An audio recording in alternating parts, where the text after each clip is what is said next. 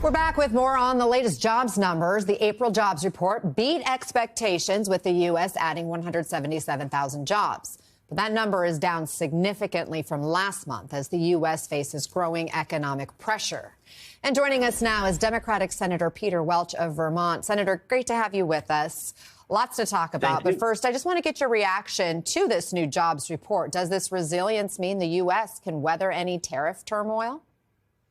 It definitely doesn't. I mean, in my view, these tariffs are going to be seen by historians as the biggest economic blunder in 100 years. That's how bad they are. You know, our farmers who import fertilizer from Canada, they're getting hammered. Our manufacturers that have to get steel and aluminum, they're getting hammered. And then in addition to that, the uncertainty, you're seeing that have a very negative impact on business and on consumer confidence. So the president is making a very grave mistake here, and he's playing Russian roulette with our economy. This week, you voted on a measure to rein in many of President Trump's tariffs. It failed to pass the Senate. Are you surprised more of your Republican colleagues aren't trying to take action here? Well, I actually am. There's two reasons. Number one, constitutionally, it's the Congress that passes taxes, yes or no. And a tariff is a tax. And we've delegated our authority to the president. And that's a mistake. It takes away the checks and balances. That's number one. So all of us, Republican or Democrat, should be sticking up for the right to protect the Constitution. The second is what I just said about Vermont farmers. That's true in Iowa. It's true in Idaho. It's red state, blue state. It's not a distinction. You're getting hammered by these tariffs. So my Republican colleagues are in the same position as Democrats, and that is, do we listen to the clear case that the people we represent are making that, hey, stop these tariffs. They're killing us. Let's pivot to the big shakeup involving Mike Waltz.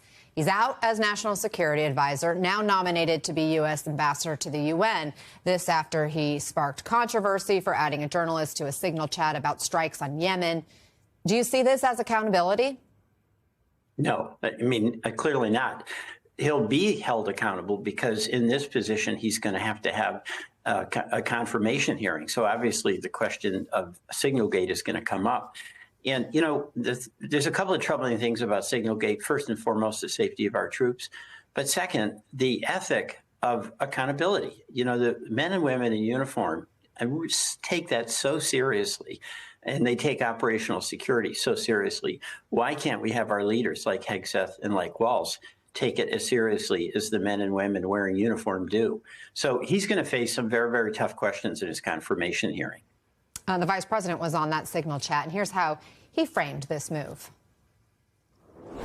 So he wasn't let go. He is being made ambassador to the United Nations, which, of course, is a Senate-confirmed position. I think you can make a good argument that it's a promotion. If the president wanted to fire him over the Signal thing, which, by the way, was a total nothing burger of a story, he would have just done it. But he actually decided it's better for Mike to be in this new role. He's given Mike the new role. That's it. Senator, what do you think? Do you buy that framing? I don't. You know, the vice president's doing a job, stick up for Trump, right or wrong. But the bottom line, it's not a promotion. He was the national security advisor. He sat next to the president. He played a major role. He's going out to the UN. And as we know, the president actually doesn't even have any respect for the UN, regrettably. So, no, it's not a promotion. But the one thing you know about Trump is he does not like to admit a mistake. And that's unfortunate because I think if you made a mistake, when you make one, you can move on. And we saw that was the behavior that Hegseth and Walz did, too. And a so-called nothing burger, as Vice President Vance called it. It certainly was not anything of a nothing burger. Just quickly, if you will, because you touched on this, do you think Waltz is going to have a hard time getting confirmed because of Signalgate? I do. You know, there's been denial that that was a big deal, and it's a huge deal. They had publicly stated on an open source when, where, and how an attack was going to take place. That is literally giving information that puts our men and women in uniform in jeopardy. That's like rule number one, operational security. They violated that. And then, regrettably, they just denied it. They denied what was totally apparent in the transcriptions of what the Signalgate communications were.